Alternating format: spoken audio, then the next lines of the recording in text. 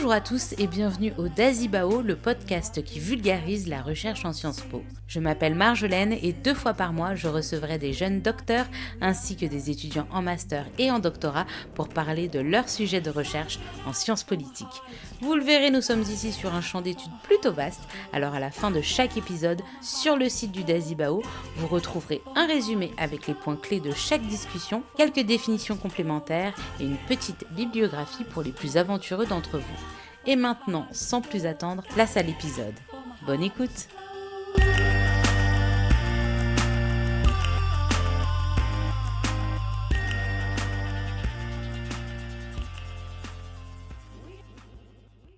Bonjour à tous et bienvenue au Dazibao, le podcast qui vulgarise la recherche en Sciences Po et en sciences sociales. Aujourd'hui, je suis très heureuse d'accueillir Ariane Grenet. Bonjour Ariane. Bonjour, comment ça va? Ça va et toi? Ça va très bien. Je suis très heureuse de t'accueillir aujourd'hui pour discuter de ton mémoire de Master 2 en sciences politiques, relations internationales, l'évolution du déni stratégique au Japon, élément central dans sa stratégie de dissuasion dans la mer de Chine orientale et méridionale. Tu as réalisé ton mémoire sous la direction du professeur Thierry Balzac à Sciences Po Paris. Ariane, première question traditionnelle pour débuter tous les épisodes du Dazibao. Comment tu t'es retrouvée dans des études en sciences politiques et qu'est-ce qui t'a amené à travailler sur le Japon et sur le déni stratégique? Alors, c'est vrai que je me suis mise en fait à la science politique pas tout de suite. J'ai pas commencé ça dès la fin du bac. En fait, j'ai vécu, enfin, j'ai fait mon lycée en Australie. J'ai vécu 7 ans là-bas. C'est notamment là-bas que j'ai commencé à apprendre le japonais. Et par la suite de mon bac L bien littéraire où on n'était que trois élèves. Ouais, d'accord. Ouais, voilà, C'était le lycée français à Canberra, Sydney, c'était où en Australie? C'était à Canberra du coup, oui, c'était Canberra un lycée franco-australien. Du coup, j'avais des cours en français et en anglais. J'ai d'ailleurs appris le japonais en anglais d'ailleurs. Pendant 7 ans, en fait, t'es avec tous tes camarades que tu connais en fait depuis la 6e.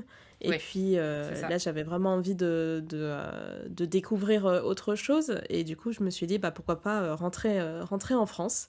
À ce moment-là, je me suis tournée en fait vers la licence langue étrangère appliquée, anglais-japonais et relations internationales de l'université Paris-Cité. C'est une licence que j'ai absolument adorée. C'était surtout des cours, on avait un peu de tout, on avait du droit international, enfin plutôt droit européen, droit britannique, on avait des cours de culture japonisante mais aussi anglophone, cours de gestion, d'économie, donc c'était vraiment un package sympa je trouve pour avoir un peu quelques bases généralistes. Et faut savoir que pendant cette licence, je devais partir au Japon en L3 à l'université de Nagoya, sauf que à cause du Covid, ça n'a pas pu se faire. Ah, ouais, ok, ouais. Du coup, j'ai persisté et je me suis tournée vers un master, cette fois-ci en LLCER, du coup c'est langue, littérature et civilisation étrangère et régionale du japonais. Cette fois-ci, j'ai pu partir enfin au Japon en 2e année de master, cette fois-ci à l'université de Kobe. C'était vraiment un échange incroyable, j'en garde un excellent souvenir. Si vous avez l'occasion de partir à l'étranger, faut vraiment le faire, surtout dans le contexte universitaire. Ça vous apporte énormément d'expérience qu'on n'aurait jamais en France, tout simplement. Et du coup, j'ai eu beaucoup de chance parce que mon département du coup français avait accepté que je m'inscrive au département de coopération internationale de l'université de Kobe. Et c'est vraiment à ce moment-là que j'ai eu mes premiers cours de théorie des relations internationales, de droit international, mais aussi de politique dans l'Indo-Pacifique.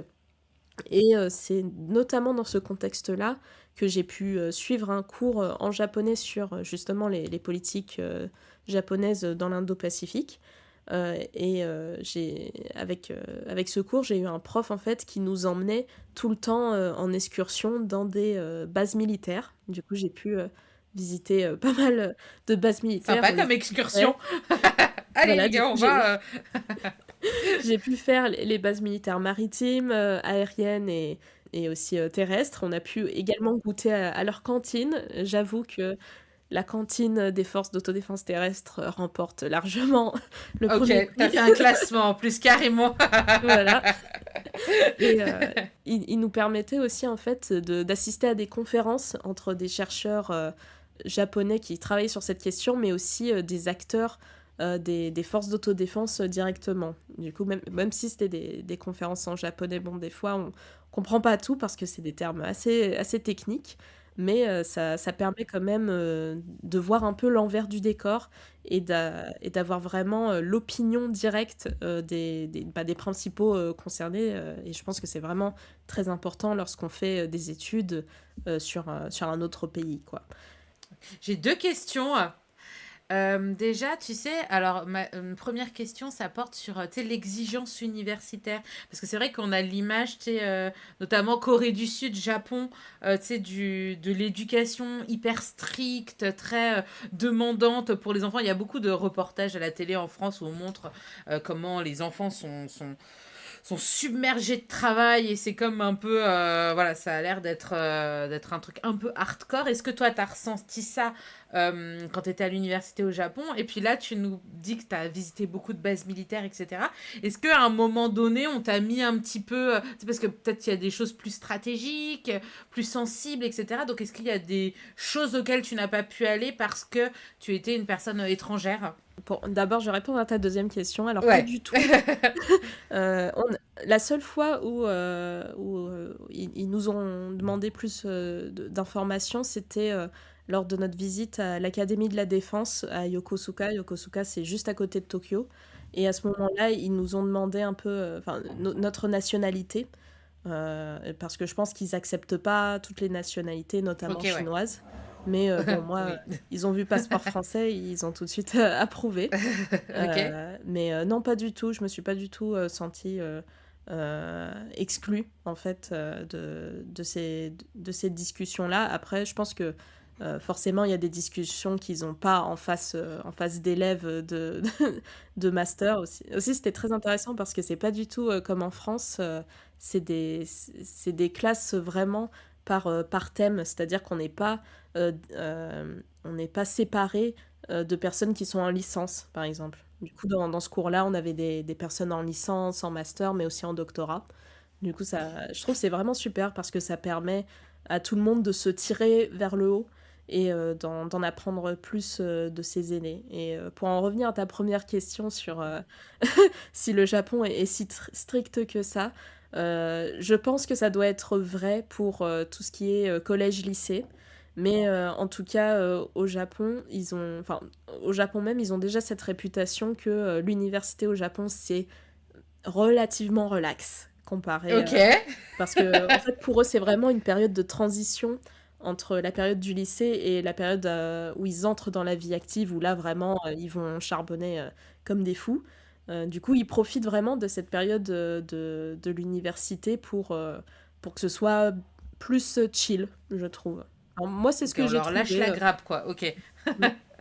Ouais. Puis on a vraiment un rapport aussi aux enseignants qui est différent d'en France, parce que notamment dans ce cours en japonais, on organisait, je dirais, au moins une fois tous les 2 mois, ce qu'ils appellent des nomikai. Les nomikai, c'est un peu des afters après les cours où en fait on va se réunir dans un bar où souvent on a boisson à volonté et on a énormément de plats qui vont arriver, notamment, enfin, c'est surtout du salé, mais c'est du coup très sympa de voir un peu cette dichotomie entre notre comportement en classe et le comportement surtout des élèves japonais. Moi, j'arrivais pas vraiment à enlever cette barrière parce que je me dis c'est quand même mon professeur, mais les Japonais arrivaient Et là, très on se tape dans le facilement dos. Allez, salut.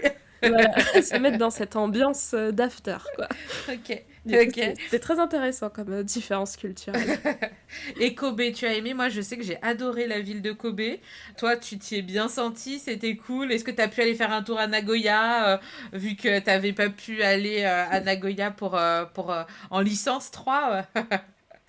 Oui, j'ai adoré Kobe. Franchement, si je vous conseille fortement de choisir Kobe si vous envisagez de faire un échange au Japon parce que c'est une ville vraiment incroyable. On est entre la mer et la montagne. Du coup, bon, ça c'est un peu un inconvénient parce que tout est en pente. Du coup, faut avoir les mollets solides. Mais c'est vraiment une super ville parce qu'elle est juste à côté d'Osaka. On peut y être en 40 minutes en métro, quoi. Enfin, l'équivalent du métro RER. C'est super bien situé. Il fait beaucoup moins chaud en été qu'à Tokyo, notamment. Puis on est à côté de la mer. Puis c'est pas cher, surtout. Quand on compare les loyers étudiants entre Tokyo et Kobe, moi je payais même pas 150 euros par mois pour ma chambre étudiante où il y avait tout compris. J'avais même un balcon, Ok, j'avais une ah oui, baignoire. grand luxe, grand Voilà. luxe. Du coup, c'est Ok. vraiment Kobe, je recommande vivement, surtout qu'il y a pas mal d'étudiants étrangers. On était énormément de Français, beaucoup de Français et beaucoup d'Allemands aussi. Euh, pour dire à quel point il y avait tellement de Français que je connaissais pas tout le monde, tellement on était nombreux. Pour répondre à ta question sur Nagoya, oui, j'ai pu y aller 2 fois. Ah, c'est bien. Et d'ailleurs, la deuxième fois, c'était dans le cadre d'une visite d'une base militaire. Ok. Du coup, Elle a fait toutes non, les bases militaires du pays. voilà. Du coup, Ok, bon après très ces sympa. petits conseils touristiques. Et puis à Nagoya, il y a bien évidemment le parc Ghibli. On dit Ghibli ou Ghibli Ghibli, ouais. en japonais. Donc voilà, faut réserver bien en avance. Voilà, fin des conseils touristiques. Euh, donc du coup, Ariane, tu as travaillé donc sur l'évolution du concept du déni stratégique au Japon. Est-ce que tu peux très concrètement, nous expliquer ce qu'est le déni stratégique pour que tout le monde soit au même niveau d'information et en quoi ça diffère de la dissuasion par représailles, parce que tu as parlé des deux dans ton mémoire. J'aimerais d'abord faire cette distinction tout d'abord entre la dissuasion par punition et la dissuasion par déni, parce que sont vraiment, lorsqu'on parle de dissuasion, sont les deux grandes branches qu'il y a. D'un côté, on a la stratégie de dissuasion par punition. Ça, c'est tout ce qui va concerner les représailles, notamment nucléaires ou d'attaques directes sur un pays. C'est-à-dire que si un pays décide de t'attaquer, eh ben, tu vas lui dire bah, attention, si tu m'attaques, moi je vais répliquer. Et ça peut être 10 fois pire d'ailleurs. Alors que d'un autre côté, on a la dissuasion par déni. Et ça, en fait, ça a un objectif différent. L'objectif, ça va être d'empêcher un adversaire d'atteindre ses objectifs. Tout ça en augmentant ses coûts, mais aussi en réduisant les bénéfices d'une attaque. Pour illustrer ça concrètement, ça va être notamment, imaginons la Chine, elle a envie d'attaquer le Japon, elle lui envoie un missile, et ben le Japon il va envoyer un missile pour contrer ce missile. Du coup, il s'attaque directement au missile qui est en train de tomber lorsqu'il est sur son sol. Et du coup, la Chine va se dire, mais au final, pourquoi est-ce que je vais dépenser mon argent pour envoyer un missile si au final, il atterrit même pas au Japon et il fait pas les dégâts que j'avais espérés. Et du coup, c'est vraiment cette stratégie que le Japon il va utiliser pour en fait dissuader la Chine d'attaquer son territoire. Et du coup, on peut aussi essayer de mettre une petite distinction entre stratégie de déni, qui est tout ce concept doctrinal et conceptuel, et le déni stratégique, qui est vraiment le concept militaire de empêcher ou bloquer un ennemi de nous attaquer. La stratégie de déni, elle s'inscrit dans les stratégies de dissuasion, surtout en temps de paix. Ça va être aussi une stratégie en fait qui va s'intéresser à tout ce qui est les menaces hybrides ou les menaces non traditionnelles. Parce qu'avec tout ce contexte historique de la guerre froide, on a vu l'émergence de nouvelles formes de conflits arriver sur la scène internationale. Ça va être par exemple le terrorisme, mais aussi les cyberattaques. Et là, en fait, on va essayer, lorsqu'on parle du déni stratégique plus globalement, de redéfinir qu'est-ce qu'un coup. Parce que dans la dissuasion par punition, le coup, ça va être les représailles. Alors que lorsqu'on parle de la stratégie par déni, le coup, ça va être justement de commettre cette action agressive envers un autre État. Et là, on a vraiment une différenciation au niveau de qu'est-ce qu'on considère comme un coup et de voir en fait quelles sont les chances de succès d'un agresseur. Ce que j'aimerais aussi mettre en place, c'est quelle stratégie on va utiliser à différents moments. Lorsque, par exemple, on va utiliser la dissuasion avec des moyens offensifs avant une attaque, ça va être, par exemple, le déni ou les éliminations de capacités. Du coup, typiquement, ça va être, on va prévenir l'adversaire que si tu m'attaques, je vais t'attaquer d'abord. Ça va être les actions préventives et préemptives. Ça, faut savoir que ça rentre pas du tout dans le cadre du Japon, vu qu'ils ont interdiction stricte de former ce type d'attaque. Dans le droit international aussi, c'est normalement c'est proscrit. Et normalement. C'est normal. Ensuite, une deuxième catégorie, ça va être la dissuasion à travers la menace d'utiliser les moyens offensifs après une attaque. Du coup, là, c'est ce qui se rapproche le plus de la dissuasion par représailles, par ce qu'on appelle en fait le déni des acquis militaires. C'est-à-dire qu'on va rendre impossible en fait l'objectif ou la victoire complète de l'adversaire, et on va faire en sorte que ce soit une guerre qui soit longue et coûteuse, même si l'adversaire finit par gagner à la fin. Du coup, là, peut-être qu'il va se dire, oh, bah, je sais pas si ça vaut le coup d'investir autant de temps et d'argent dedans, quoi.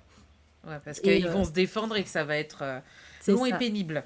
C'est ça. Et ce qui se rapproche, en fait, le plus de cette dissuasion par représailles au Japon, ça pourrait être les capacités de contre-attaque. Du coup, les capacités de contre-attaque, pour essayer de recontextualiser ce que c'est, ce sont souvent des missiles longue portée qui vont directement attaquer le lieu d'où l'adversaire tire ses missiles.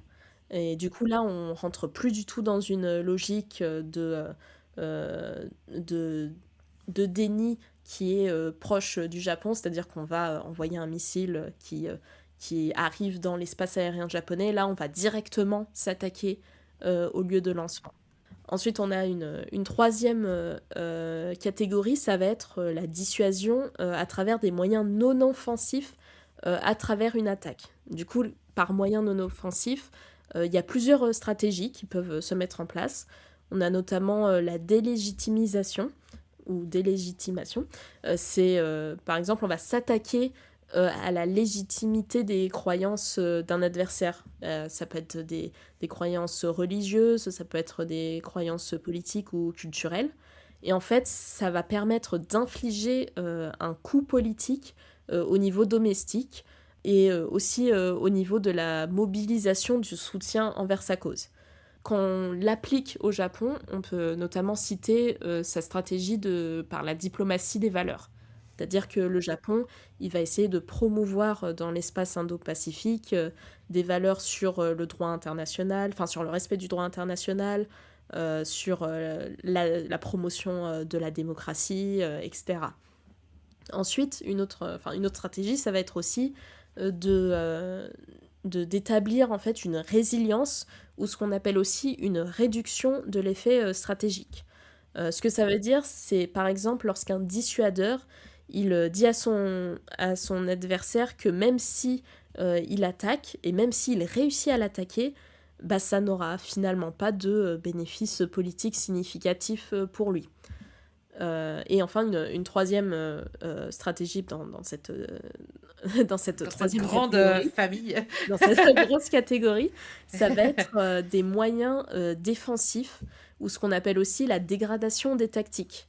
C'est-à-dire qu'on va construire, notamment, on va renforcer des murs ou des fortifications autour de ces endroits stratégiques comme des bases militaires. Comme ça, même si l'adversaire il nous attaque, bah, au final ça va pas faire grand chose en fait, vu qu'on s'est bien protégé. Et pour l'appliquer au Japon, notamment, c'est ce qui se passe lorsque le gouvernement japonais, il construit ou il renforce ses bases militaires dans les îles d'Okinawa, dans le sud-ouest du Japon. Euh, et enfin, la dernière grande catégorie, ça va être la dissuasion à travers des moyens non offensifs après une attaque. Et pour ça, on va utiliser ce qu'on appelle la paralysie des opérations. Et du coup, la paralysie des opérations, qu'est-ce que c'est? C'est notamment lorsque j'utilisais mon exemple de tout à l'heure, lorsqu'on utilise des moyens, des systèmes de missiles antibalistiques ou anti-aériens, dont le but est vraiment d'intercepter une attaque, En vol, ouais, c'est ça. voilà, en vol, ou aussi ça peut être des systèmes de défense contre les cyberattaques. Et dans le cas du Japon, c'est vraiment cette catégorie-là que le Japon utilise le plus dans sa stratégie de dissuasion. C'est-à-dire qu'il va beaucoup investir dans sa défense antimissile. Je pense que c'est aussi important de définir en fait ce que sont les capacités A2AD, parce que c'est quelque chose auquel je vais beaucoup me référer au cours de cette discussion. Les capacités A2AD, oui, A2AD. A2AD, ça veut dire anti, Anti-Access Area Denial. Du coup, c'est déni d'accès et interdiction de zone. Enfin, j'ai essayé de traduire ça parce que ça a été très dur de trouver des traductions euh, officielles en français. Enfin, c'est aussi pour ça que j'ai choisi ce sujet, c'est parce qu'on avait très peu euh, de recherches en langue française sur le déni stratégique au Japon. Du coup, ça a été un enfer pas possible pour trouver des traductions officielles de tous ces termes techniques. Alors, du coup, les stratégies A2AD, en fait, c'est des capacités qui sont conçues pour empêcher un adversaire d'entrer dans une zone. Du coup, ça va être une zone notamment aérienne et maritime. C'est une stratégie qu'utilise surtout la Chine. La Chine, lorsqu'elle essaye de détendre son influence dans la mer de Chine orientale et méridionale, mais c'est aussi une stratégie qui peut être utilisée par le Japon, mais aussi par les États-Unis.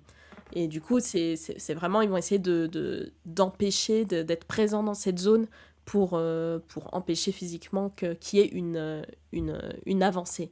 Ça va être aussi, ça peut aussi se traduire par de la défense anti-aérienne, mais aussi avec des drones armés, par exemple, dont le but est vraiment de dire non, cette zone, elle est à moi, il n'y a personne qui rentre dedans. En fait, le succès d'une stratégie de dissuasion, elle se reflète à la fois à travers les coups infligés par l'adversaire. C'est-à-dire que enfin, le coût pour attaquer est bas, si la personne qu'on attaque, son soutien, il est plutôt faible, alors la probabilité qu'il y ait des représailles, bah, ça va diminuer. Et en fait, c'est ce qu'on appelle en sciences politiques l'équilibre des coûts. En anglais, c'est balance of costs. Ce qui influence aussi ces coûts, c'est aussi la capacité de l'adversaire à identifier en fait des cibles pertinentes, ce qui va permettre en fait d'optimiser l'utilisation de ses ressources, mais aussi de ses capacités. Du coup, j'espère que je réponds à ta question. Ouais, et du coup, tu en as parlé un petit peu quand on a abordé les A2AD. Tu disais qu'il n'y avait pas beaucoup de recherches en français sur ces sujets-là, etc. Sur quelles grandes questions tu t'es interrogé dans ton mémoire? Sur quel élément précis du déni stratégique du Japon t'as voulu mettre l'accent? Lorsque j'étais en fait en train de choisir mon sujet, en fait, j'étais avec mon directeur de mémoire, du coup Thierry Balzac, qui m'a donné un exercice très intéressant à faire au début de mon mémoire, c'était de faire des fiches de lecture. Et du coup, ça m'a permis de faire une énorme revue de littérature où à chaque fois, je lui envoyais des, euh, enfin, des dizaines de fiches de lecture sur tout ce que je lisais. C'était super intéressant parce que ça m'a permis en fait d'identifier quels angles étaient prisés sur justement cette question de déni stratégique, que ce soit par les chercheurs francophones ou anglophones. Et lors de cette revue de littérature, je me suis aperçue que les chercheurs français, comme notamment Guy Bourg-de-Lamotte ou Éric Cézelet, qui sont très connus dans le domaine des études de la défense japonaise, ils prenaient l'angle toujours d'essayer d'examiner quels étaient le rôle des acteurs, du coup des acteurs politiques notamment, dans la construction de la stratégie de défense japonaise. Et j'avais remarqué que, enfin, peut-être pas à l'inverse, mais contrairement à ça, la littérature anglophone était davantage axée sur justement qu'est-ce qui constitue en fait cette stratégie de déni. Et pour ça, j'ai eu notamment 3 lectures qui m'ont beaucoup inspirée dans la rédaction de mon mémoire. Le premier, c'est un article d'Eric Higginbotham et de Richard J. Samuels, qui parle vraiment du déni actif et de voir en fait quelles sont les réponses japonaises face à l'expansion chinoise en mer de Chine orientale et méridionale. C'était vraiment une lecture très intéressante qui m'en a appris beaucoup sur ce qu'est le déni stratégique et sur comment le Japon l'utilise.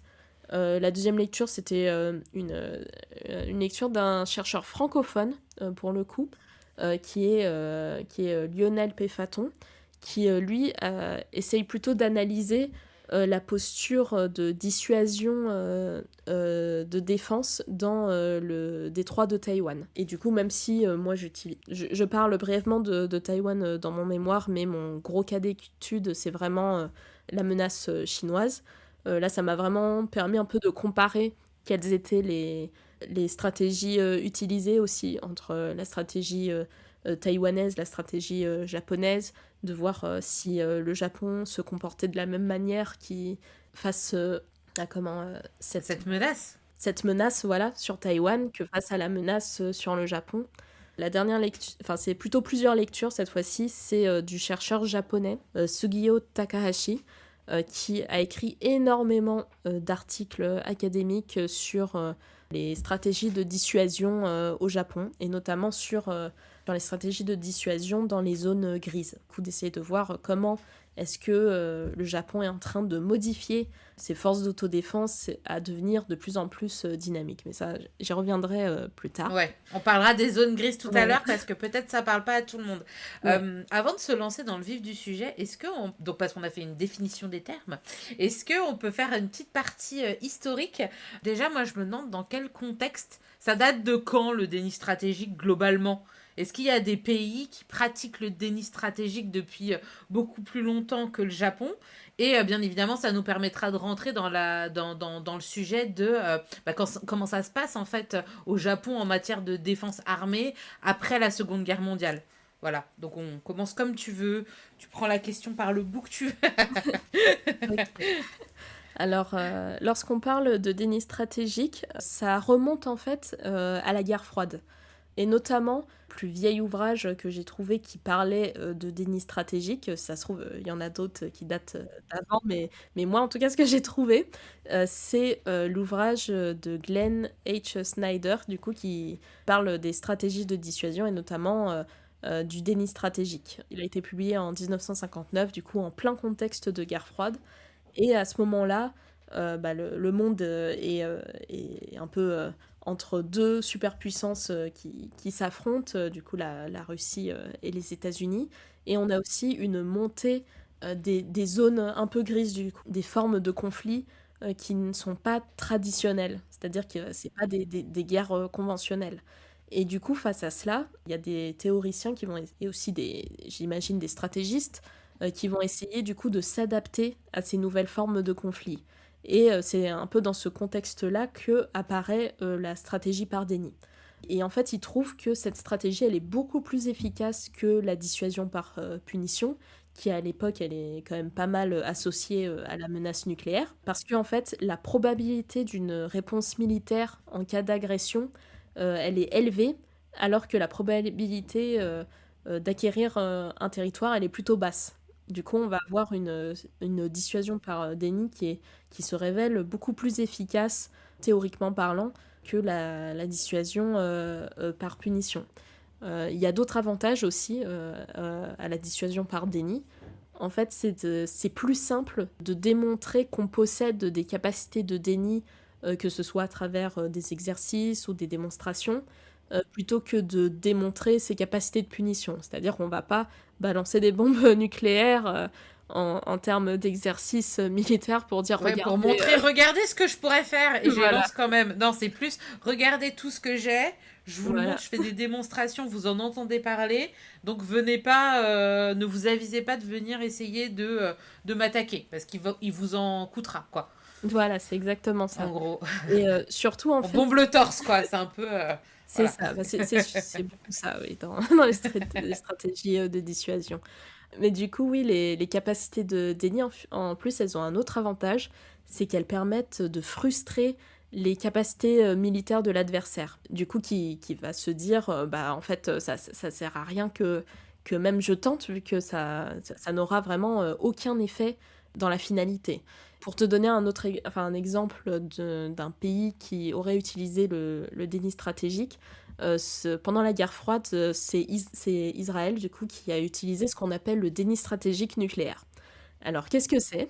Parce qu'on se dit mais c'est un peu un oxymore, déni stratégique nucléaire, mais en fait Israël à ce moment-là, elle a joué sur l'ambiguïté de savoir si oui ou non elle possédait l'arme nucléaire.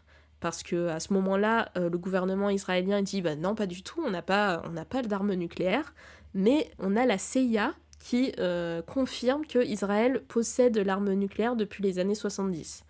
Ce qui va rentrer du coup dans ce concept de déni stratégique, c'est que l'ennemi va se dire bah je ne sais pas si Israël possède l'arme nucléaire ou non. Du coup, je vais pas attaquer parce que on sait jamais. Me prendre une bombe nucléaire sur la tronche en représailles, Exactement. quoi. C'est ça. Et du coup, c'est important de préciser que c'est pas une dissuasion par punition, parce que en fait, c'est pas du tout assumé ou confirmé par le gouvernement israélien que cet État possède du coup cette arme nucléaire. D'accord. Et du coup, pour le Japon, donc on sait que le Japon, mauvais côté de l'histoire pendant la Deuxième Guerre mondiale, qui a amené notamment au test grandeur nature américain à Hiroshima et Nagasaki, si on peut dire ça comme ça. Comment ça se passe après? Comment se met en place cette... alors, est-ce qu'on peut dire doctrine? Non, non ce principe, on va dire, de déni stratégique au Japon. Alors pour ça, oui, comme tu l'as dit, il faut un peu revenir à l'essentiel de comment est apparu ce principe de déni stratégique au Japon. Et pour ça, il faut revenir justement dans cette période d'après-guerre, d'après-Seconde Guerre mondiale, où le Japon est sous domination américaine. Et dans ce contexte-là, les États-Unis vont avoir un rôle assez important à jouer dans la mise en place de la constitution japonaise. Et ce qui va nous intéresser dans cette constitution, notamment, c'est l'article 9. J'ai le texte sous la main, si tu veux, je peux le lire. Ah oui, je veux bien, s'il te plaît. Ok, alors article 9. On lit en japonais? Non, je plaisante. Non, alors, article 9. Aspirant sincèrement à une paix internationale fondée sur la justice et l'ordre, le peuple japonais renonce à jamais à la guerre en tant que droit souverain de la nation ou à la menace ou à l'usage de la force comme moyen de règlement des conflits internationaux. Pour atteindre le but fixé au paragraphe précédent, il ne sera jamais maintenu de force terrestre, navale et aérienne ou autre potentiel de guerre. Le droit de belligérance de l'État ne sera pas reconnu. C'est quand même vachement fort. C'est-à-dire pour un État-nation, en fait, tu renonces à une des prérogatives en fait d'un État carrément, de se défendre. Exactement. Et d'avoir un droit de belligérance. C'est fou. Ah oui, non, c'est vraiment particulier qu'un pays ait une tel article dans sa constitution. Du coup, c'est vraiment ce qui va commencer à constituer à l'époque une culture en fait du pacifisme à la japonaise. C'est imposé par les États-Unis ou c'est le gouvernement japonais? Alors, le gouvernement japonais qui est en place, qui se dit c'est vachement bien parce qu'on n'a plus jamais envie que ça se reproduise, post-Hiroshima et Nagasaki, Seconde Guerre mondiale, et voilà, du mauvais côté, quoi, on va dire. Ou alors, est-ce que c'est un mélange des deux? C'est à la fois le gouvernement en place japonais et les États-Unis qui œuvrent pour ça, ou c'est imposé par les États-Unis parce que vous êtes perdants et donc on a tout... c'est nous qui décidons sur votre constitution, qui avons le droit de décision sur votre constitution. Alors, c'est pas du tout les États-Unis en fait qui rédigent cet article, mais c'est vrai qu'on n'oublie pas que cette constitution, elle a été rédigée dans un contexte de domination américaine, mais c'est vraiment c'est les décideurs japonais qui rédigent cette constitution tout de même. C'est en 1952 en fait que le Japon va retrouver son indépendance complète avec le premier ministre Yoshida. Ce premier ministre, en fait, il va mettre en place ce qu'on appelle aujourd'hui la doctrine Yoshida. Son objectif, à lui et pour le Japon, ça va être que ce pays devienne, dans le système international, un contributeur de paix et ce qu'il va appeler le nouveau Japon. Il va faire en sorte de mettre en place une politique étrangère pacifiste, mais aussi qui promeut toute la diplomatie des valeurs. Du coup, ça va être le respect du droit international, mais aussi essayer de participer à des efforts de reconstruction, notamment en Asie du Sud-Est.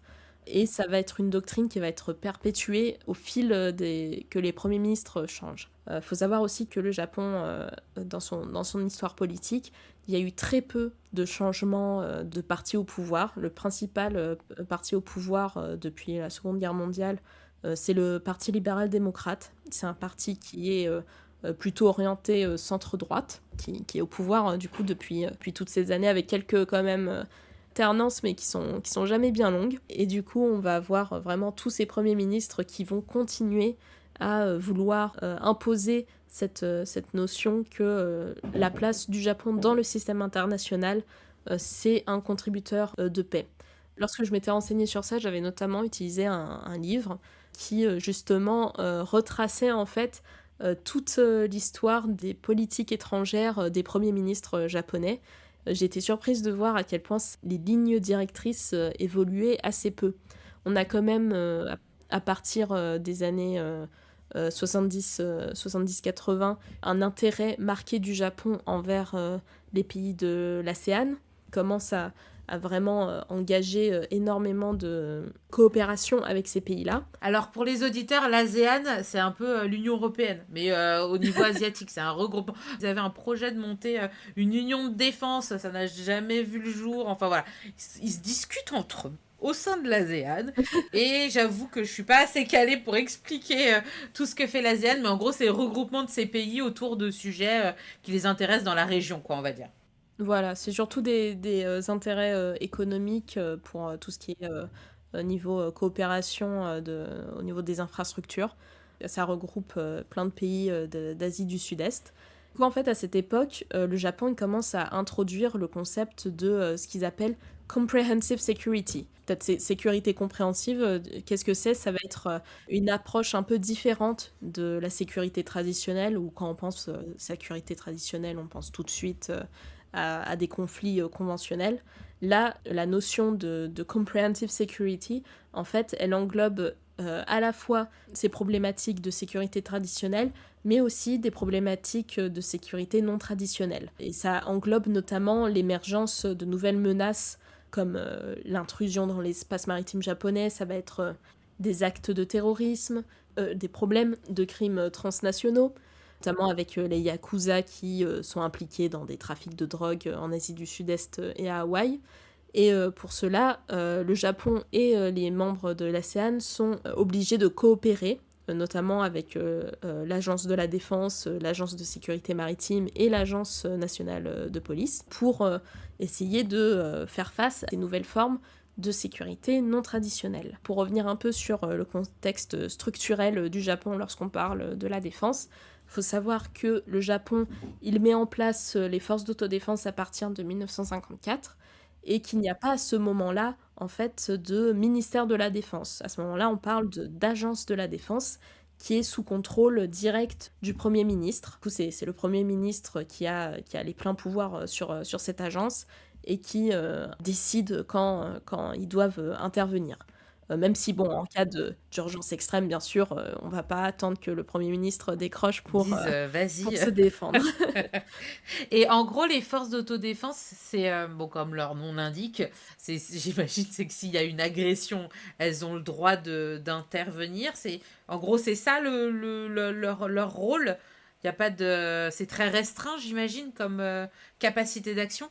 Oui, c'est ça. En fait, les forces d'autodéfense, bah, comme le nom l'indique, ça se limite vraiment, à l'autodéfense. C'est-à-dire qu'elles n'ont le droit de se défendre que si un État commence à les, attaquer, en fait.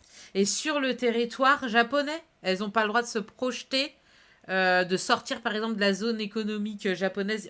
J'imagine, tu sais, s'ils sont sur des bateaux, parce qu'ils sont, voilà, on a pénétré dans le territoire maritime du Japon, elles n'ont pas le droit d'aller à l'extérieur. Il faut que ce soit que sur le territoire japonais. Alors, pendant la Seconde Guerre mondiale, oui, c'était le cas. Ils avaient le droit que de se déplacer au sein du territoire japonais. Mais on a une évolution en fait du cadre juridique dans les années 90, du coup, juste à la fin de la guerre froide, où en fait on commence à avoir ce débat autour de normalité slash anormalité. Et Ok. du coup, d'un côté, comment est-ce qu'on définit la normalité? C'est un État qui est libre d'avoir une armée et de la déployer à l'étranger. Et ces questions-là, elles vont émerger dans les années 90 sous le prisme en fait des chercheurs constructivistes, comme notamment Peter Katzenstein, qui vont dire qu'en fait, ce concept de normalité, c'est une construction sociale, que les facteurs idéationnels, en fait, ils deviennent plus importants que les menaces émergentes. Parce on pourrait penser que, par exemple, si le Japon voit que du jour au lendemain, la Corée du Nord acquiert beaucoup plus de capacités nucléaires, on va se dire, ah bah, tout de suite, le Japon, il va réagir et lui aussi, il va renchérir. Et ben, on se rend compte qu'en fait, les facteurs idéationnels qui sont cette doctrine Yoshida, et va ralentir un peu ce processus de réaction face à la montée des tensions dans la zone. Autour de tout ça, on a, dans les années 90, la loi qui autorise en fait le déploiement des forces d'autodéfense à l'étranger dans le cadre des missions de maintien de la paix de l'ONU. Ah bah, ça va bien avec la notion de le Japon pourvoyeur de paix, pays pourvoyeur de paix. Je sais pas si c'est le bon terme Exactement. pourvoyeur, mais le symbole de la paix. Oui, à l'époque, les décideurs, ils se disaient bah, tout simplement que ça rentre justement bien dans cette doctrine Yoshida, que ça rentre bien dans cet agenda politique en fait de promouvoir la paix et d'être un contributeur de paix à l'international. Il faut aussi savoir que cette loi, quand même, elle a été pas mal poussée par des événements. C'est lorsque le président américain George Bush avait demandé au premier ministre japonais Toshiki Kaifu d'adopter en fait des mesures pour envoyer des dragueurs de mines lors de la guerre en Irak. En fait, le Japon, il avait tout simplement refusé. Le gouvernement japonais, il a reçu énormément de pression de la part des États-Unis, mais aussi d'autres pays de la communauté internationale qui leur disaient vous vous reposez trop sur votre diplomatie du chéquier, c'est-à-dire une diplomatie où on investit dans les infrastructures des pays voisins. Maintenant, il faut vraiment que vous nous montriez que vous pouvez être de vrais contributeurs de la paix en envoyant vos forces d'autodéfense. Et du coup, on va avoir trois objectifs qui se dessinent dans la stratégie japonaise. Le premier objectif, c'est vraiment de commencer à former en fait une capacité de défense japonaise pour faire face aux menaces émergentes.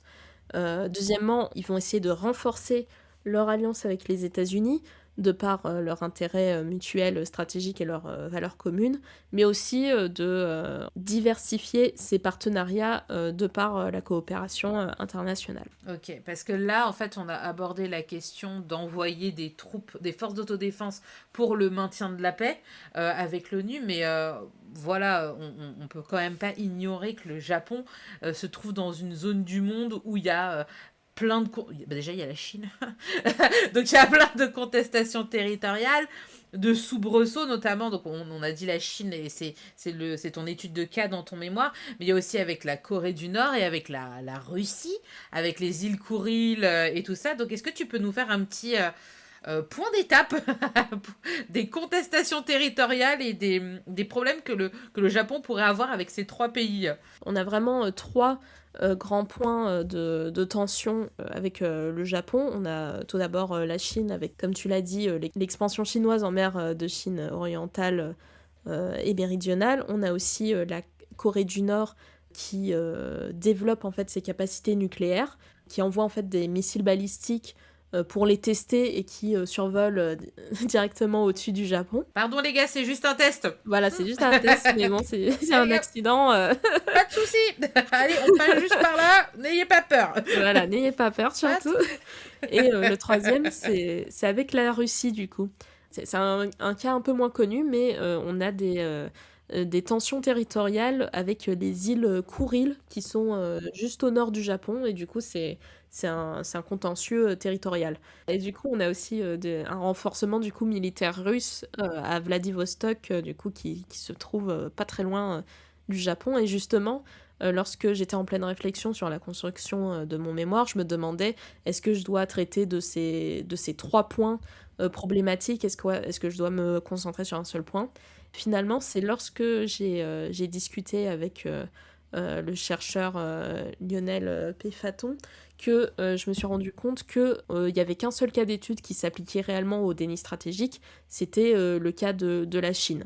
Parce que notamment lorsqu'on parle de la Corée du Nord, en fait, la Corée du Nord, elle n'a pas d'intention en fait, d'attaquer le Japon. Elle teste juste, entre gros guillemets, ses missiles, alors que la Chine, on a beaucoup plus contentieux direct. Est-ce que la Corée du Nord, elle ferait pas, comme on a dit tout à l'heure, bomber le torse, regardez ce que j'ai, si vous m'attaquez, Exactement, on peut se défendre. le cas. C'est ça, ouais. Voilà.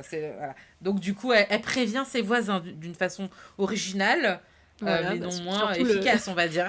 Le Japon, je pense pas que ce soit le premier pays qui a l'intention d'attaquer la Corée du Nord. C'est ça. Mais bon, bref. Donc la Chine, les îles Senkaku. Alors, qu'est-ce que c'est que ces îles Senkaku ?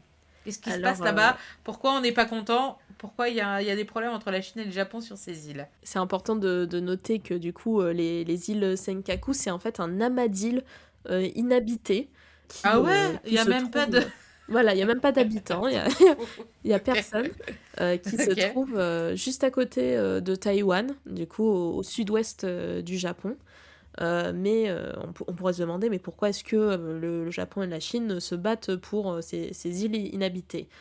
Faut savoir que c'est un lieu où il y a pas mal de ressources halieutiques, mais aussi des ressources en hydrocarbures. Du coup, ça fait des intérêts stratégiques non négligeables, mais aussi et surtout, ça permettrait, quand on prend le contrôle de ces îles, ça permet d'allonger en fait sa zone économique exclusive.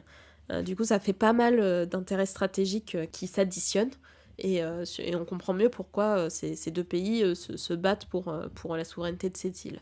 Faut savoir mais à la base, c'est à qui ? Alors, faut savoir qu'à la base, justement, ces îles, elles appartiennent à une famille japonaise, la famille Kurihara. Une famille ? Genre toi, enfin moi, la famille Guillemet, on va acheter des îles, c'est à nous et... Ok, d'accord. Voilà, sur la Loire. Qui détient ces îles. Sauf qu'en 2012, décide, cette île, elle est rachetée. Et du coup, le gouvernement japonais dit que il est très intéressé par racheter ces îles. Et à ce moment-là, on a la Chine qui leur disent mais pas du tout, en fait, ces îles, elles appartiennent à la Chine parce qu'elles se trouvent sur le plateau continental chinois. C'est en janvier 2013 où on a le premier ministre japonais Shinzo Abe qui constitue en fait une force spéciale de 600 hommes, de 12 navires et de 2 porte-hélicoptères pour surveiller mais aussi protéger les îles Senkaku. Ce sont des forces qui sont stationnées sur l'île d'Ishigaki qui se trouve juste à côté des îles Senkaku. D'ailleurs, très belle île, je pense, pour passer ses vacances. Nouveau point guide touristique, merci. Voilà. Voilà. Mais c'est très intéressant aussi parce que on a aussi en 2014, en fait, l'administration d'Obama qui affirme que, en fait, les îles Senkaku, elles appartiennent, en fait, au Japon. Depuis, chaque année, on a plusieurs incursions militaires chinoises qui apparaissent autour des îles Senkaku. Et la Chine utilise aussi une autre technique non conventionnelle, c'est d'envoyer des pêcheurs chinois pour essayer d'occuper l'espace, pour essayer de dire, bah voilà, ce territoire, il est à moi. Enfin, les pêcheurs sont là, du coup, ça permet en fait d'avoir une présence constante et aussi de mettre un peu la pression. Deuxième point contentieux entre la Chine et le Japon, ça va être le contentieux sur les zones économiques exclusives qui vont aussi se dérouler pareil dans cette mer de Chine orientale et méridionale. Il faut savoir que dans le droit international, notamment la Convention des Nations Unies sur le droit de la mer, cette convention en fait elle indique qu'un État peut étendre sa ZEE à 200 000 nautiques de son territoire terrestre. Sauf que là on se dit mais attends, si cette distance elle est moindre, comment est-ce qu'on fait ? Bah, normalement on est censé délimiter la frontière à équidistance, du coup à distance égale entre deux pays. Sauf qu'évidemment, la Chine n'est pas d'accord pour cette équidistance parce qu'elle considère qu'il y a certaines îles qui se trouvent sur le plateau continental de la Chine et du coup que normalement ça leur appartient.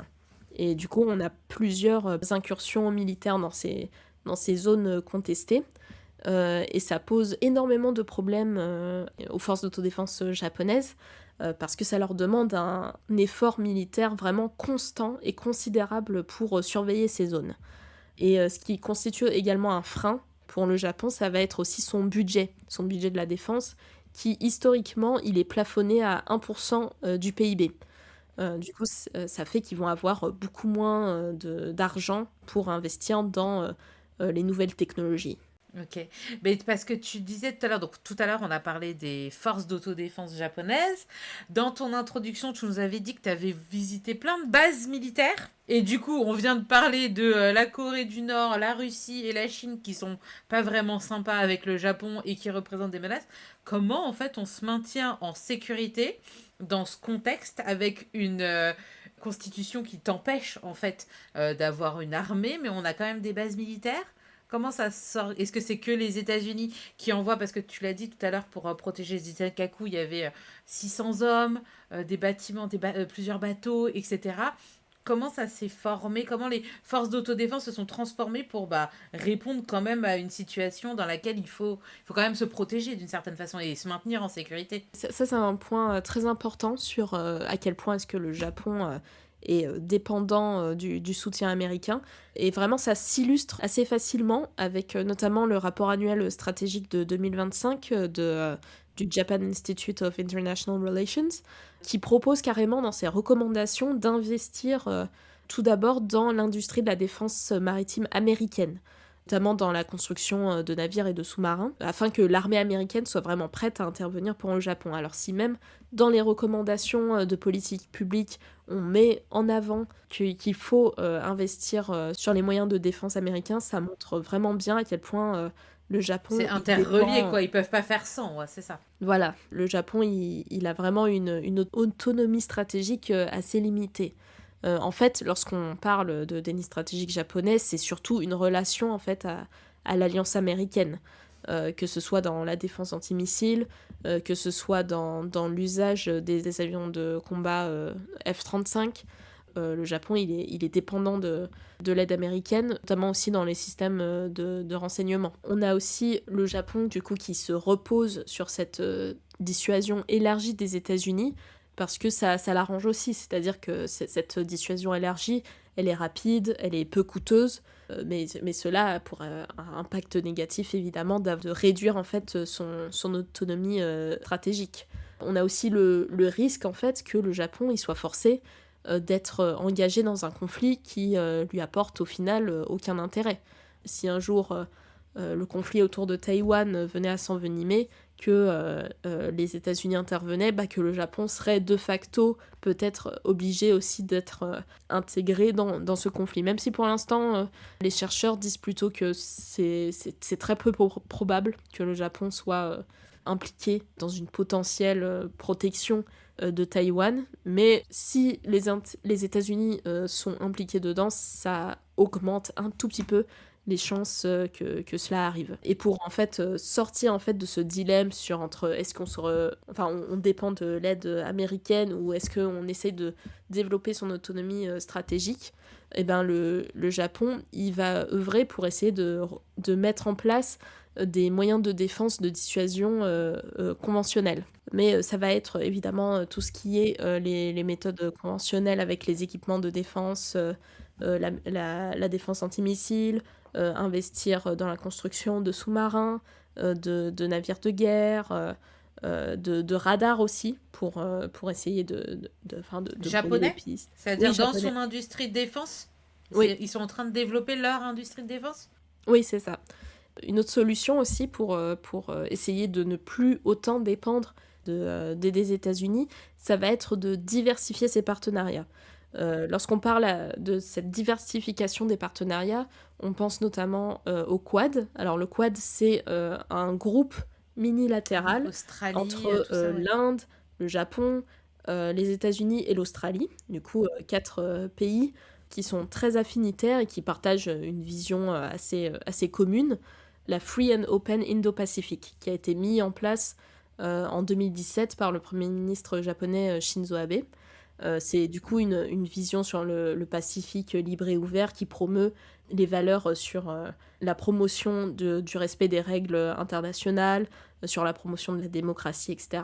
Ces 4 pays, ils vont, à partir notamment de 2017, effectuer plusieurs exercices multilatéraux. On peut citer par exemple l'exercice maritime Malabar, qui a lieu chaque année. On a l'exercice Talisman Sabre, aussi, c'est un exercice trilatéral, cette fois-ci entre les États-Unis, l'Australie et le Japon. Parmi ces partenaires-là, il y en a un qui commence à sortir du lot, c'est l'Australie, avec qui le Japon est en train de vraiment creuser son partenariat de défense. On ne parle pas encore d'alliance, mais c'est vraiment un partenariat stratégique qui est en train de s'approfondir au fil des dernières années. Ils ont énormément d'exercices Des capacités militaires conjoints. militaires, ouais, c'est ça. Voilà, Puis des oui, capacités militaires avec les sous-marins qui sont plus. Il y avait eu une histoire il y a quelques années, c'était la France qui était censée construire les Exactement. sous-marins australiens et au dernier moment, les mecs ont dit ah non, on veut pas. Exactement. Ça avait fait un scandale dans la presse. Moi, je travaillais dans l'industrie de défense, donc ça avait fait, ça avait chamboulé, voilà, tout ça. Mais c'était Je m'en surprenant, souviens quoi. très bien aussi. Il faut savoir qu'à la base de la base, c'était le Japon qui était donné favori pour les sous-marins. Enfin, on a eu pas mal de rebondissements, comme tu as dit, avec la France Ouais, c'est ça. et maintenant les États-Unis. Cette diversification des partenariats avec les instances minilatérales comme le Quad, mais aussi avec l'ASEAN. Et notamment, ils ont lancé une initiative en 2024 qui s'appelle, en cours, ça s'appelle la Jasmine. Du coup, c'est Japan ASEAN Ministerial Initiative for Enhanced Defense Cooperation, et qui se base, pareil, sur cette, j'ai pas envie de dire doctrine, mais sur cette vision, en fait, de l'Indo-Pacifique libre et ouvert, mais aussi sur les nouvelles menaces émergentes de la sécurité non traditionnelle. Et on va avoir une multiplication, en fait, de ce type d'initiative, mais aussi de dialogue, avec, que ce soit avec les membres de l'ASEAN, mais aussi avec les États du Pacifique. Juste pour citer un exemple, le Japan Pacific Island Defense Dialogue, qui a également lieu. La spécificité de ces initiatives-là, c'est qu'elles n'adoptent pas de narrative sur la compétition entre les grandes puissances, entre les États-Unis ou la Chine, ni d'ailleurs sur les narratives de diplomatie des valeurs, surtout pour le Pacifique. Et là, c'est ce qu'on appelle la diplomatie de défense. Même si dans les discours officiels, on ne va pas retrouver ce terme, c'est ce que les chercheurs dans les stratégies de dissuasion appellent un peu cette pratique. C'est vraiment la diplomatie de défense, c'est-à-dire qu'on va avoir des réunions entre les différents ministres de la Défense pour essayer de voir qu'est-ce qu'on peut faire tous ensemble. Ce qui va aussi changer ces dernières années, ça va être les aides publiques à la sécurité. Depuis 2022, en fait, cette aide publique à la sécurité, elle sert en fait à financer des équipements et des infrastructures de défense. Ça concerne surtout en fait les capacités de dissuasion. Ça va être des échanges de capacités de défense avec des pays affinitaires qui vont un peu avoir pour effet d'avoir une barrière qui devient de plus en plus floue entre qu'est-ce qu'on considère comme un agenda militaire et qu'est-ce qu'on considère comme un agenda non militaire. C'est ce qui va se passer, notamment, ça s'est passé avant, mais en 2013, où le Japon a fourni 10 vaisseaux de patrouille aux gardes-côtes des Philippines. Et là, on peut se dire, mais attends, est-ce que les Philippines ont vraiment besoin de ça pour se développer, ou est-ce que c'est pas plutôt de la vente d'armes déguisée, en fait? Et le Japon On ne va parle être un pas de peu vente d'armes. voilà, c'est ça. C'est ça. C'est là encore, on essaye de jouer sur les mots. On dit, mais non, c'est de l'aide publique à la sécurité, c'est pas de la vente d'armes. Sauf que quand on voit à quoi servent en fait la vente de ces équipements de défense, on voit très bien que c'est pas de l'aide publique au développement, par exemple. On va aussi avoir pas mal d'accords qui vont être signés, notamment avec l'Australie, le Royaume-Uni et les Philippines. C'est des accords, ils appellent ça d'accès réciproque, où en fait les forces d'autodéfense vont pouvoir se rendre sur le territoire australien ou du Royaume-Uni, et inversement pour effectuer des exercices militaires conjoints. En 2014, on a la réforme sur la loi de la vente d'armes à l'étranger. Là encore, le gouvernement japonais joue assez sur les mots, vu qu'il va pas dire oui, c'est la loi sur la vente d'armes, ça va être la loi sur le transfert d'équipements de défense. Du coup, pour essayer de lisser un peu le propos. Du coup, on voit vraiment qu'on a une évolution du Japon qui est en train de diversifier ses partenariats pour essayer de ne plus dépendre justement de l'aide américaine. Ouais, et puis en plus, on pense, parce que là, on enregistre, on est le 18 avril 2026 et on a tous vu ces images de la première ministre japonaise Sanae avec Donald Trump qui lui parle de la surprise de Pearl Harbor. Vraiment, c'était un moment pépite de la diplomatie mondiale. Vraiment, c'est donc ça le multivers. Voilà. Et donc du coup, comme tu le décris bien, on a l'impression qu'il y a un glissement petit à petit du Japon. Et donc on avait dit qu'on y reviendrait, notamment le développement de son industrie de défense. Donc a priori, donc ils peuvent construire des navires militaires. Quels autres moyens le Japon construit-il et déploie-t-il pour assurer sa défense, et dans quel domaine? Alors, du coup, pour répondre à cette question, il faut essayer d'identifier quelles sont en fait les problématiques auxquelles font face le Japon. Tout d'abord, comme je l'ai expliqué sur la différence de budget qu'il existe entre la Chine et le Japon sur comment est-ce qu'ils dépensent, et combien surtout ils dépensent dans leur industrie de défense ou dans leur armée militaire. Et du coup, le but du Japon, ça va être essayer d'optimiser ce budget pour empêcher la Chine d'avancer dans les eaux contentieuses du Japon. Et ce qui pêche aussi pas mal, c'est que le Japon, en fait, il n'a pas du tout de mission d'entraînement offensive. Du coup, la Chine, elle va un peu jouer sur ça, de se dire, vu que le Japon, il s'entraîne pas du tout à avoir des missions offensives, peut-être ça va nous être avantageux. Pour ça, on a un exemple en 2013 où en fait on a le destroyer japonais Yudachi qui en fait naviguait dans les mers de Chine orientale, et en fait il a rencontré un autre navire dont je n'essaierai pas de prononcer le nom parce que c'est... Mais un navire chinois en tout cas. En fait, ce navire, il a pointé un missile dans sa direction. Et en fait, le Japon, à ce moment-là, il pouvait rien faire, vu que le missile n'était pas encore sorti, n'avait pas encore quitté son contenant. Et du coup, à ce moment-là, on voit vraiment les limites de la marge de manœuvre des forces d'autodéfense. Parce qu'on se dit, mais dans ce cas-là, le Japon, il attend juste en fait de se faire tirer dessus pour intercepter. Au final, c'est pas ouf, quoi, pour se défendre. Les gars, ils ont pas encore tiré. Tout va bien. Mais ils ont pas encore tiré. Du coup, tout va bien. Donc, pour l'instant, tout va bien. Et un troisième aussi problème, ça va être le problème de protection des bases de défense. Parce que les chercheurs, ils trouvent que les bases de défense japonaises ne sont pas du tout assez protégées pour faire face aux agressions chinoises. Du coup, pour cela, évidemment, le Japon, il va diversifier ses partenariats, il va renforcer son alliance avec les États-Unis, mais il va mettre aussi en place d'autres moyens. Notamment, il va essayer de renforcer la mobilité des forces d'autodéfense, notamment terrestres, parce que auparavant, elles étaient surtout situées dans le nord, justement pour faire face à la menace russe sur les îles Kouril. Et on observe au fil des années, au fur et à mesure, un déplacement de ces forces d'autodéfense terrestres dans le sud du Japon.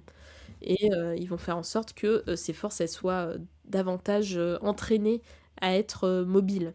Ils vont aussi énormément investir dans les capacités de renseignement, surveillance et reconnaissance, que je vais appeler plus tard les capacités RSR, mais aussi dans la lutte amphibie. Et là, en fait, on est vraiment sur un cas de déni défensif. Et il ne s'agit pas, en fait, d'essayer de rivaliser avec les capacités de la Chine, mais plutôt de l'empêcher de réussir ses opérations. Et pour cela, on a vraiment pas une distinction, mais un espèce de glissement sur un déni qui était plutôt actif dans la stratégie japonaise dans les années 50, où le but était vraiment de résister sur le long terme de manière active. Quand on essaie de résister sur le long terme, en fait, on se dit, avec le temps, il y a des facteurs externes qui vont changer, et du coup qui vont nous donner l'avantage face à cet agresseur. Si on prenait le cas d'aujourd'hui, et que le Japon utilise un déni actif, on se dit, ah bah pour l'instant, on a une administration Trump qui est beaucoup plus isolationniste, et ben on va essayer de résister sur le long terme jusqu'à ce qu'une nouvelle administration arrive au pouvoir aux États-Unis et qui soit davantage impliquée dans la politique de défense en Indo-Pacifique. Pour les chercheurs, c'est cette stratégie-là qui est la plus efficace, parce que tout d'abord, elle permet d'être plus résiliente.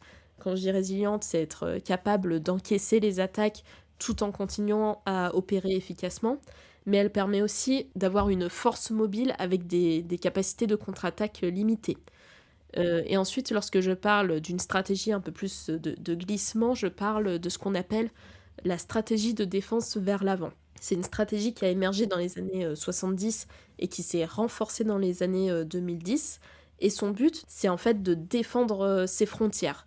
Cette stratégie, elle est bien à adopter quand on est certain de gagner et quand on a des actions offensives. Pour ça, il faut un peu revenir sur comment est-ce que les forces d'autodéfense japonaises sont perçues. Dans les années 2010, on est sur des forces d'autodéfense, du coup les FAD, qui marchent par dissuasion basique. C'est la dissuasion par la seule présence des forces armées, qui évoluent au fur et à mesure pour devenir des forces de défense plus dynamiques, qui permettent ainsi de s'adapter en fait aux menaces hybrides, notamment avec les situations de zones grises autour des îles Senkaku.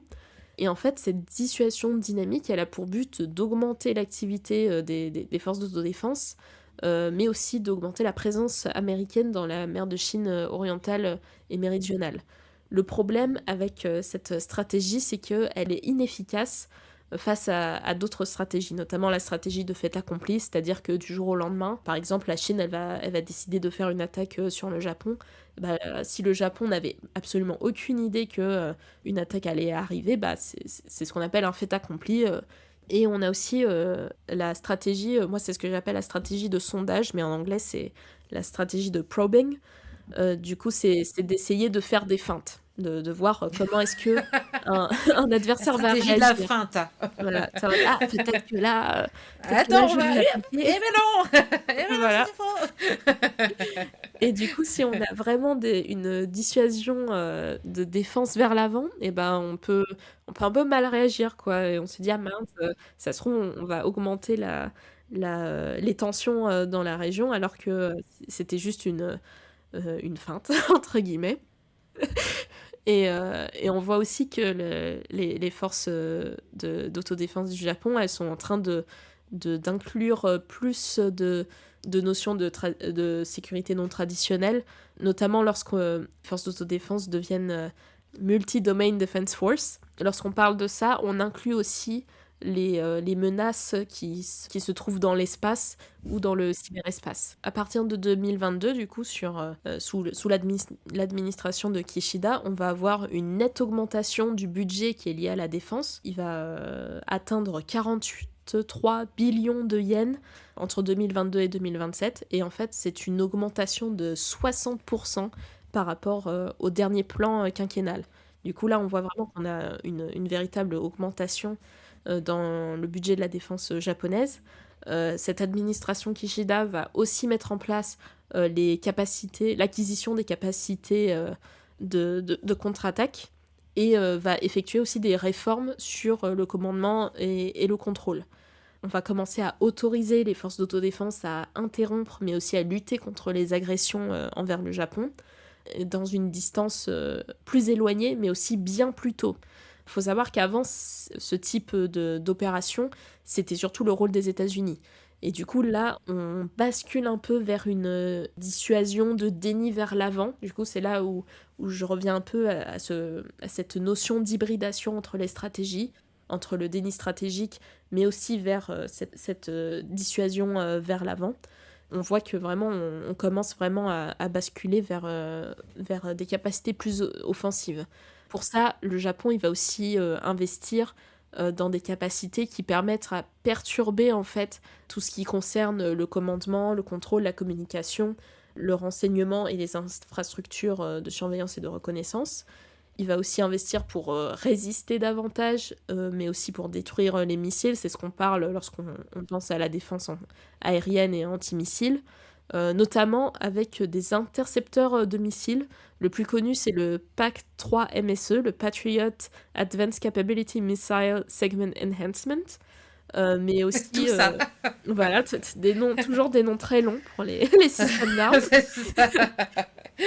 Et ils vont aussi investir dans les missiles antibalistiques Aegis et surtout dans les missiles longue portée. Du coup, c'est les missiles Tomahawk qui permettent en fait d'atteindre le lieu d'envoi des missiles adverses. Du coup, c'est ce dont on parle quand on pense aux capacités de contre-attaque. C'est plus tellement de déni stratégique, c'est plus tellement on bombe le torse, ça va vous coûter plus cher si vous vous attaquez. Là, on est carrément dans... Oui, c'est ça. On arrive finalement à vraiment cette limite, en fait, de se dire, on est en train de basculer. Et pourtant, quand on voit les discours japonais, on voit que ces capacités... déjà, le mot capacité contre-attaque, c'est aussi un terme de l'administration japonaise pour essayer de... On n'attaque pas, on sait que peut-être, c'est pas peut-être, on sait qu'il va nous attaquer. Donc en fait, c'est juste pour nous défendre qu'on va sur son territoire avec nos missiles pour éviter que ça tombe chez nous. Mais ça reste, on n'est plus à l'intérieur de nos frontières. C'est ça, exactement. Et c'est le Japon, il ne considère pas que ce sont des mesures préemptives, parce que c'est toujours interdit. Mais bon, c'est important aussi de noter que l'acquisition de ces capacités de contre-attaque, c'est pas pour tout de suite. Ça va prendre du temps à se mettre en place et surtout, on va se poser la question de est-ce qu'on pourra les utiliser. Voilà, la voie est pavée pour un changement quand même et une évolution de la politique japonaise en matière de défense. Parce que... Exactement. Après ça, qu'est-ce qui vient après, vu qu'on est déjà dans la contre-attaque, dans un territoire ennemi? On a déjà franchi une bonne grosse ligne, là. Ouais, exactement.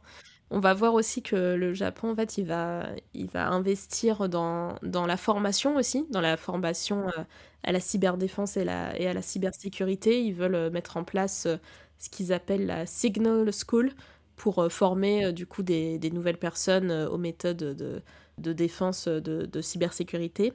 Et pour des moyens plus conventionnels, évidemment, ils vont construire des sous-marins qui d'ailleurs constituent une force plus puissante que les sous-marins chinois.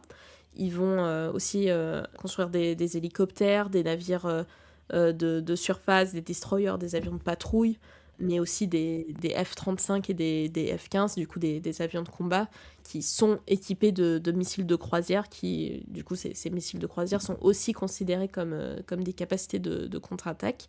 Et enfin, ils vont aussi investir dans l'installation de bases militaires à Yonaguni, Miyakojima et Ishigaki, qui sont des îles, du coup, qui sont assez proches des îles Senkaku dans le sud-ouest du Japon.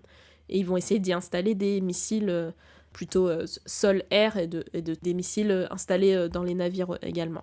Ok, ils sont encore dépendants du matériel américain parce que même s'ils ont développé une industrie, enfin s'il y a une industrie militaire japonaise qui se développe de plus en plus, ils sont pas au point d'être complètement indépendants en la matière. Exactement, oui. Ok, d'accord. Et là, est-ce que tu as des... avec le nouveau gouvernement de Sanae, je n'ai pas son nom de famille, Takaichi, oui. Takaichi, est-ce qu'il y a des avancées? Parce qu'elle, elle est plus... elle est pas centre-droit, elle est vraiment la droite de la droite. Et donc, en général, au niveau militaire, bon, on sait qu'il y a des choses qui sont beaucoup plus affirmées avec ce genre de gouvernement. Est-ce qu'il y a des... Encore une fois, ce glissement qui se continue vers peut-être on va dire une remilitarisation. Bon, on est déjà dedans, mais un jambon, un Japon plus offensif et moins pacifiste. Enfin, surtout avec, depuis la nomination de Sanae Takaichi en tant que première ministre, on observe beaucoup de positions politiques aussi, ça se ressent dans ses discours, qui est beaucoup plus engagé vis-à-vis de Taïwan, mais qui est également très motivé pour appliquer les réformes. Après, quand on regarde les réformes qu'elle veut mettre en place, c'est vraiment dans la continuité de ce qui s'est fait juste à présent. Ouais. C'est petit à petit, en fait, tout le monde a glissé vers... en fait, c'est comme si une marche de l'histoire dans le même sens pour tous les gouvernements japonais. On a l'impression que c'est très... comme si c'était dans la normalité, en gros. Oui, on a vraiment cette notion, c'est intéressant que tu parles de cette normalité, parce que aussi on a une tradition japonaise d'avoir presque tout le temps le même parti politique au pouvoir, du coup le PLD. Et c'est important de noter que Sanae Takaichi, elle fait partie du PLD, même si elle est beaucoup plus à droite que ses prédécesseurs. Mais lorsqu'on voit ce qu'elle veut faire, en tout cas, ça reste dans la ligne éditoriale de Kishida, en tout cas. On observe aussi des débats, évidemment, entre la gauche japonaise et la droite, enfin, centre-droite japonaise. D'un côté, on a vraiment le PLD, du coup, le Parti libéral-démocrate, qui pousse pour mettre en place ces réformes. Et on a la gauche qui veut un peu rester dans cette position du pacifisme japonais qui vient de l'héritage de la doctrine Yoshida. Et on voit également une évolution dans les mentalités, en fait, dans le milieu de la politique japonaise, notamment par rapport aux forces d'autodéfense, mais aussi au ministère de la Défense. Le dernier Premier ministre, du coup, Shigeru Ishiba, il avait été à 2 reprises ministre de la Défense quand même, et il porte un intérêt particulier aux affaires stratégiques et militaires. Et dans son gouvernement, il avait nommé 2 anciens ministres de la Défense, Takeshi Iwaya pour le ministère des Affaires étrangères, et surtout Gen Nakatani au ministère de la Défense. Il faut savoir que Gen Nakatani, lui, c'est un ancien des forces d'autodéfense carrément. Il a déjà été ministre de la Défense de mémoire en 2004. Du coup, c'est pas nouveau, mais qu'ils le remettent encore au pouvoir, ça accentue en fait que ce tabou, il est en train de se lever sur les forces d'autodéfense. On a aussi Akihiro Tsuchimichi, qui est un ancien vice-ministre de la Défense pour les affaires internationales, qui a été nommé par Shigeru Ishiba comme secrétaire exécutif du Premier ministre. Après, là, j'ai aussi regardé le ministre actuel de la Défense japonais. Je me souviens plus de son prénom, mais son nom de famille, c'est Koizumi. Mais lui, il a pas... C'est la même famille que Oui, c'est la même famille, voilà. Yoshio Koizumi, ouais, ok. Et du coup, lui, il a pas d'antécédents, en tout cas dans son CV, dans les affaires de la défense pour le moment. Mais oui, c'est vraiment en train de changer. Et ça change pas d'ailleurs que au niveau du personnel politique, ça change également dans la perception de la population. Ah, c'était une de mes questions. Que dit? Parce que est-ce qu'on osera toucher au sacro-saint? Parce que en te lisant, j'ai cru comprendre que quand même l'article 9, c'était déjà, c'est un article de la Constitution japonaise, c'était quand même un article qui était un peu sacré, on va dire. Est-ce que tu penses qu'on peut y toucher? Et deuxième question, qu'en pense l'opinion publique? Parce que là, les pensées politiques, ok. Bon, les gens votent pour leurs élus, donc on se dit que peut-être il y a une corrélation entre la pensée politique et la pensée de l'opinion publique. Mais est-ce qu'il y a des études là-dessus? Est-ce que elles sont en concordance, on va dire? Pour la question de l'opinion publique, C'est très intéressant en fait de comparer quelles ont été les réactions entre la proposition de réinterprétation de l'article 9 pour la loi sur l'autodéfense collective et la mise en place de l'acquisition des capacités de contre-attaque en 2022. D'un côté, on a en 2015 44% des interrogés qui se disaient contre le changement, la réinterprétation de l'article 9 de la Constitution. Et il y a eu énormément de manifestations aussi contre ce changement. Et d'un autre côté, on a en 2022, selon les journaux à droite ou à gauche, on a entre 55% et 70% qui se disent quand même en faveur des capacités de contre-attaque à ce moment-là. Du coup, on voit vraiment qu'il y a un basculement aussi dans l'opinion publique japonaise sur ces questions-là. Après, on peut aussi se dire que, 2022, période du Covid, peut-être que les Japonais se sont moins mobilisés dans la rue, mais on voit bien qu'avec ces sondages, que la population japonaise est en train de se rendre compte à quel point sa position est géostratégique et à quel point il y a des problèmes au niveau de la sécurité maritime.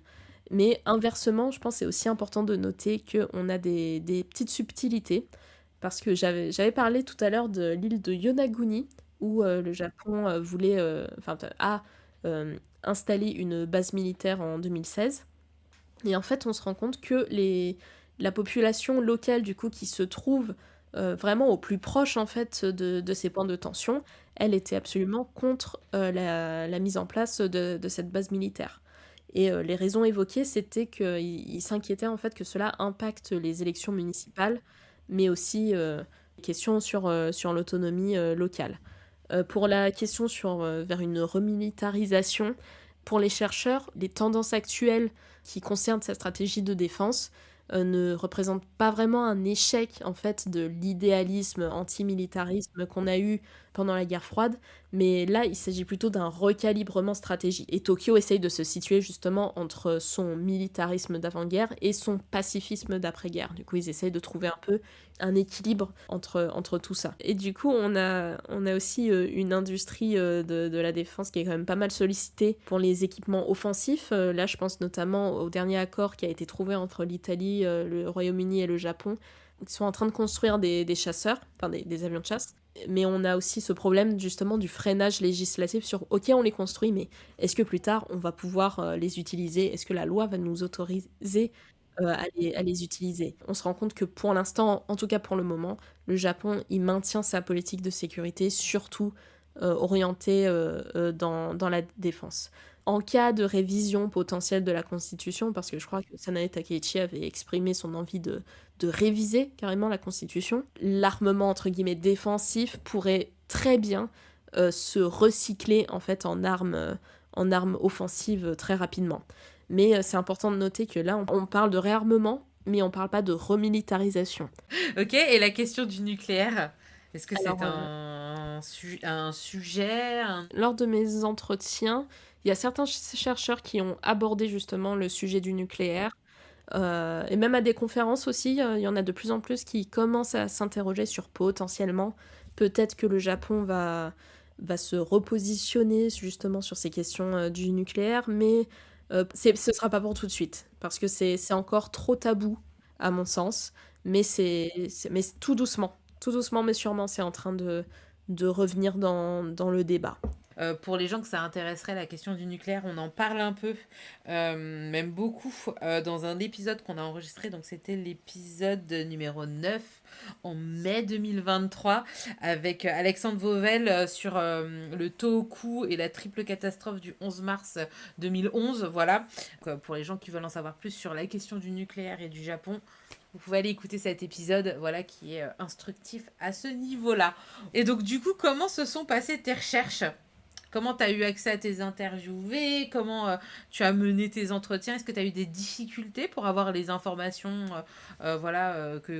dont tu avais besoin pour mener à bien ce mémoire? Oui, je me suis frottée à pas mal de difficultés.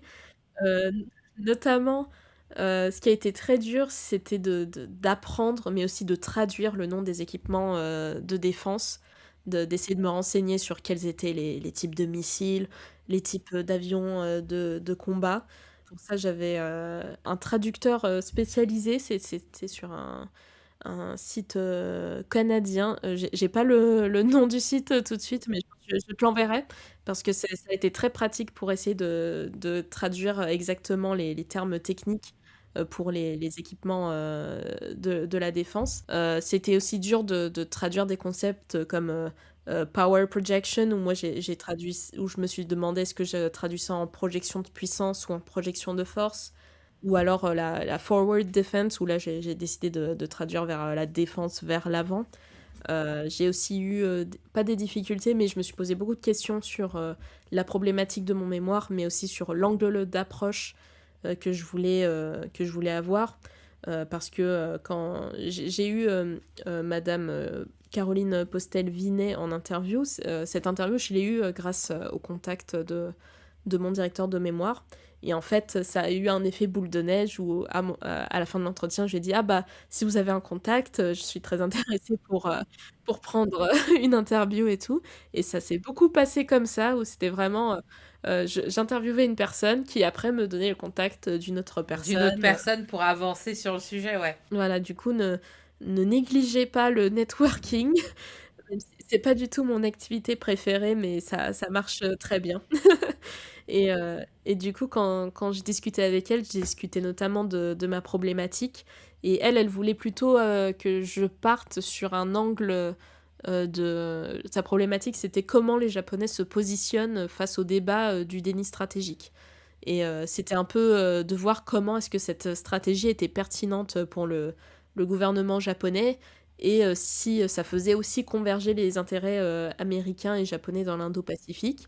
J'avais déjà fait un mémoire de recherche, qui était vraiment très axé sur, les acteurs, au Japon, vu que je travaillais sur, les politiques, de défense et l'évolution des relations entre le personnel politique et militaire, au Japon.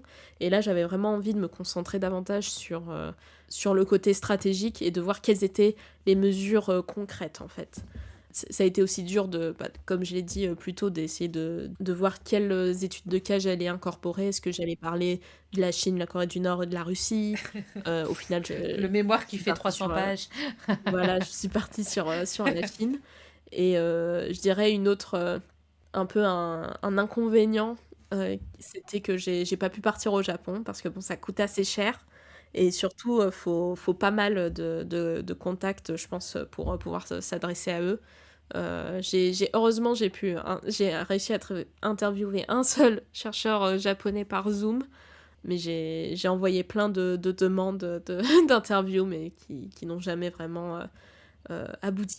Mais surtout, oui, faut persévérer parce que vous trouverez toujours quelqu'un qui aura peut-être 30 minutes, juste 30 Ouais, minutes à à vous vous accorder. accorder, quoi. Faut pas perdre espoir, les gars. On Voilà. peut y arriver.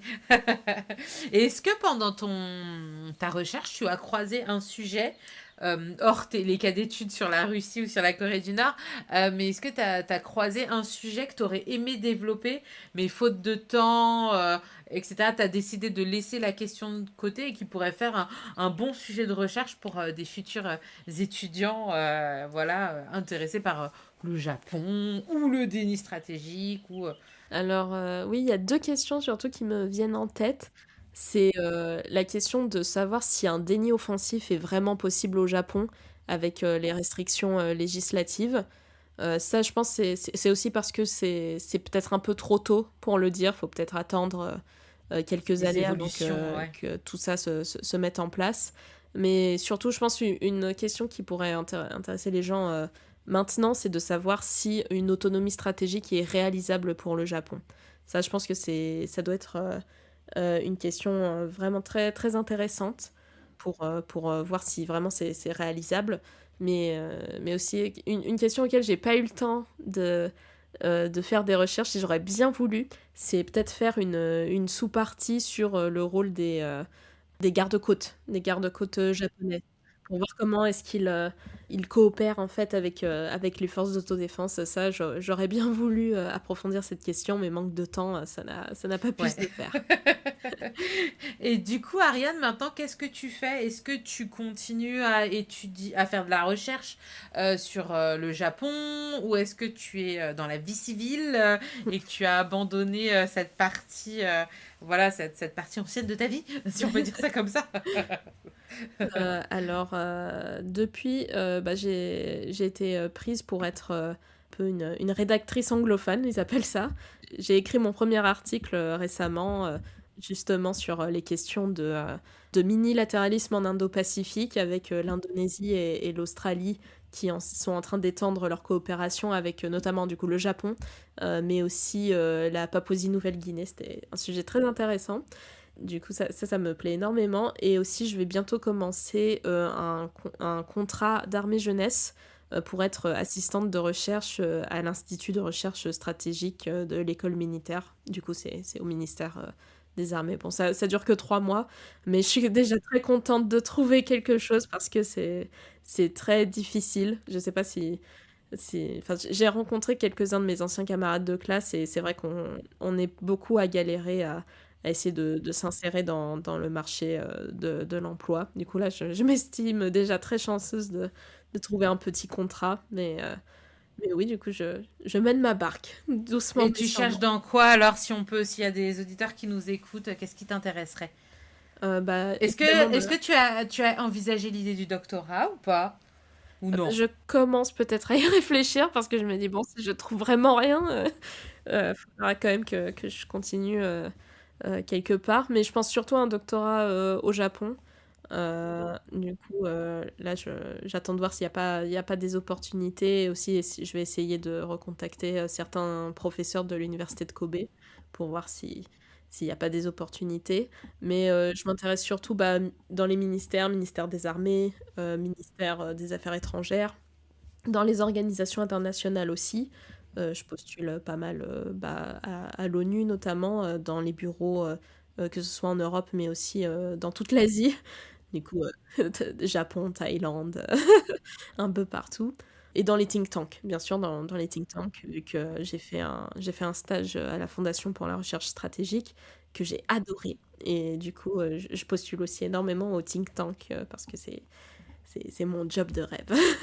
Ah, ok, bah moi je t'envoie plein de force parce que là je viens de finir une période de plus d'un an de chômage, etc. Et j'ai enfin décroché un CDI. Ah bah, félicitations! Ça existe encore les CDI? Oui, ça existe et tout ça. Et moi j'en étais même arrivée à être au RSA, donc vraiment c'était... Ouais, c'était une situation compliquée, voilà. Et heureusement que j'étais entourée, que j'ai ma famille et que j'ai mon conjoint, parce que sinon, je sais pas comment les gens qui sont tout seuls font. Voilà, donc je t'envoie plein de force et je suis sûre que ça va réussir parce que t'es brillante, donc il n'y a aucune raison que ça n'aboutisse pas. Il faut pas perdre espoir parce que moi j'étais arrivée à un point où j'ai dit, bon, voilà, je vais jamais trouver quelque chose qui m'intéresse. Et en fait, on arrive à trouver.